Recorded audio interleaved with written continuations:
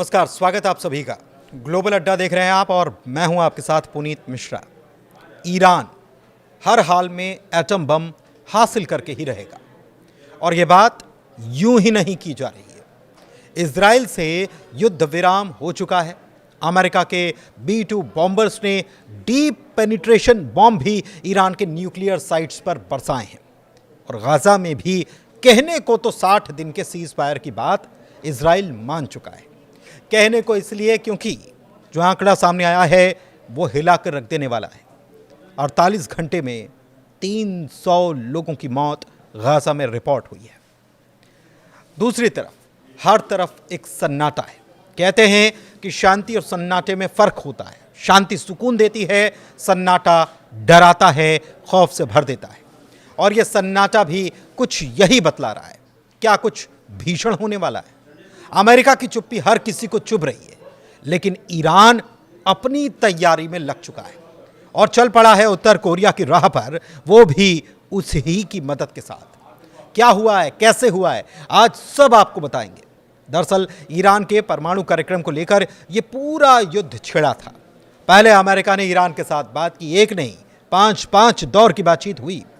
दूसरी तरफ इजराइल को हमला करने की हरी झंडी सरीखी थमा दी गई। किसकी तरफ से? अमेरिका की तरफ से। एक तरफ बातचीत, दूसरी तरफ हमला करने की हरी झंडी। इजराइल ने ईरान के परमाणु कार्यक्रम का बहाना बनाकर राइजिंग लायन ऑपरेशन छेड़ दिया। ईरान पर यकायक हमला बोल दिया।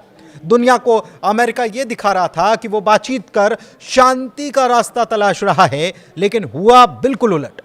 अमेरिका जब यह कह रहा था कि वो 2 हफ्ते में यह तय करेगा कि युद्ध में उतरे या नहीं, तब वॉशिंगटन में सीक्रेट मीटिंग में तय किया जा रहा था कि अटैक कैसे किया जाए, अटैक होगा तो कैसे होगा और क्या यह कामयाब होगा कि नहीं।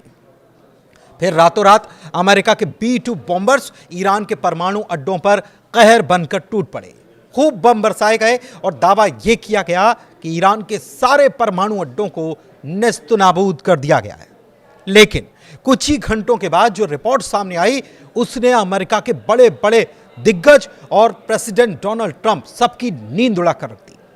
क्योंकि रिपोर्ट में यह बताया गया कि ईरान ने अमेरिका के B-2 बॉम्बर्स के हमले के पहले ही अपने यूरेनियम को शिफ्ट कर दिया था और अब इसी यूरेनियम का इस्तेमाल ईरान खुद को परमाणु संपन्न बनाने के लिए करने जा रहा है। एक खबर तो यह भी है कि वो जो B-2 बॉम्बर्स इस्तेमाल हुए थे, उसमें एक B-2 बॉम्बर प्लेन जो है वो वापस लौटा ही नहीं।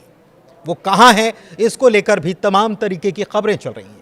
लेकिन इस पर ना जाते हुए दूसरी खबर की बात करते हैं जिसकी हम चर्चा कर रहे हैं। खबर यह है कि ईरान IAEA से बाहर हो चुका है। ईरान की संसद में इसे लेकर एक प्रस्ताव पारित कर दिया गया। IAEA यानी कि अंतर्राष्ट्रीय परमाणु ऊर्जा एजेंसी। दरअसल दुनिया भर में परमाणु संवर्धन की निगरानी करने का काम इस एजेंसी के जिम्मे होता है। उसके लिए जरूरी है कि इस एजेंसी के साथ संबंधित देश का करार हो। राफेल ग्रॉसी आपको मालूम है कि IAEA के चीफ हैं और राफेल ग्रॉसी अभी ईरान से जब बातचीत चल रही थी तो उनकी तरफ से बयान भी तमाम तरीके के निकलकर सामने आए थे। उन्होंने ईरान का दौरा किया था।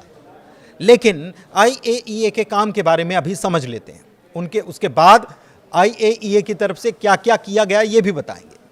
IAEA के इंस्पेक्टर्स उस देश में चल रही परमाणु गतिविधि पर नजर रख पाते हैं। इसी आधार पर एक रिपोर्ट तैयार होती है।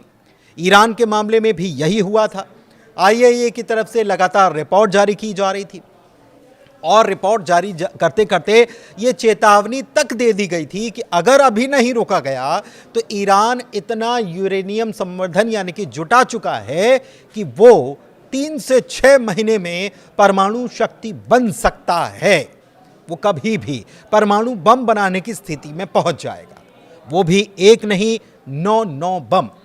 IAEA की इसी रिपोर्ट का हवाला देकर अमेरिका और इजराइल ईरान पर अपने परमाणु कार्यक्रम को सीमित करने या समाप्त करने का दबाव बनाने लगे। लेकिन जब इजराइल ने ईरान पर हमला बोला था, तभी ईरान के सांसद की तरफ से यह बयान निकलकर सामने आया था कि ईरान को IAEA से बाहर निकल जाना चाहिए, उसे छोड़ देना चाहिए। सबसे बड़ी बात तो यह है कि IAEA की तरफ से जब इजराइल ने ईरान के ऊपर हमला बोल दिया, तब IAEA की तरफ से यह कहा गया कि ईरान ऐसा कोई बम नहीं बना रहा था। ये बहुत हैरान कर देने वाली बात थी। दूसरी तरफ अमेरिकी खुफिया जो विभाग है, उसकी चीफ जो हैं, उनकी तरफ से भी एक बयान आया था और उन्होंने भी कहा था कि ईरान जो है वो ऐसा कुछ करने नहीं जा रहा था, यानी कि परमाणु बम नहीं बनाने जा रहा था। अब ईरान ने IAEA के साथ सहयोग ना करने का फैसला कर लिया है। इसके मायने क्या हैं, ये समझ लीजिए। कैसे सहयोग नहीं किया जाएगा, कैसे इससे बाहर निकला जाएगा। दरअसल परमाणु अप्रसार संधि आपने समझा होगा, सुना होगा इसका नाम। इसमें तमाम देश साझीदार हैं, इसका हिस्सा भी है। ईरान भी इसका हिस्सा है, लेकिन अब ईरान नहीं चाहता कि वो इसका हिस्सा आगे तक बना रहे। इसका सीधा मतलब ये कि IAEA के साथ वो नहीं रहेगा, और IAEA के साथ नहीं रहेगा तो IAEA के इंस्पेक्टर्स, जो कि ईरान के किसी भी न्यूक्लियर प्रोग्राम की चेकिंग कर लिया करते थे और उसी आधार पर रिपोर्ट बना दिया करते थे, वो ऐसा नहीं कर पाएंगे, वो चेकिंग नहीं कर पाएंगे। यानी कि ईरान के परमाणु प्रोग्राम पर किसी भी तरह की अंतर्राष्ट्रीय निगरानी नहीं हो पाएगी। IAEA से अलग होने के बाद अब अगर ईरान बम बनाने के काम को शुरू करता है तो उसे रोकना नामुमकिन सा हो जाएगा। ऐसे में अगर IAEA को ईरान के किसी भी न्यूक्लियर साइट का निरीक्षण अगर करना भी है तो उसे ईरान की नेशनल सिक्योरिटी काउंसिल से बाकायदा परमिशन लेनी होगी। आपको बताएं कि उत्तर कोरिया का भी IAEA से कोई करार नहीं है, वो परमाणु अप्रसार संधि जो है उसका हिस्सा नहीं है। और यही वजह है कि साल 2006 में उत्तर कोरिया ने परमाणु परीक्षण कर सबको चौंकाया था। नॉर्थ कोरिया के किम जोंग की सबसे बड़ी ताकत उसके एटम बम है, वही एटम बम जिसके दम पर किम जोंग खुल्लम खुल्ला अमेरिका तक को धमकाने से पीछे नहीं हटते। अब अमेरिका के पूर्व NSA जॉन बोल्टन ने किम जोंग के एटमी प्लान को लेकर एक सनसनीखेज दावा कर दिया है।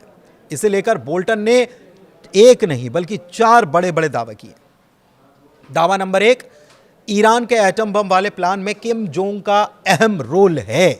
दावा नंबर 2 कि गुपचुप तरीके से ईरान की मदद करने का काम नॉर्थ कोरिया भी कर रहा है।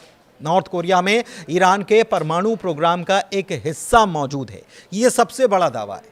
और चौथा दावा यह है कि नॉर्थ कोरिया में भी ईरान का अंडरग्राउंड परमाणु सेंटर है। एक इंटरव्यू के दौरान जॉन बोल्टन ने ईरान के परमाणु प्रोग्राम को लेकर कहा कि उनको यह सबसे बड़ी फिक्र है कि ईरान के परमाणु कार्यक्रम के कुछ हिस्से उत्तर कोरिया के एक पहाड़ के नीचे भी हैं, और यह बहुत चौंकाने वाली जानकारी है। जॉन बोल्टन का दावा यही है कि नॉर्थ कोरिया के अंदर भी ईरान के परमाणु प्रोग्राम का एक हिस्सा है।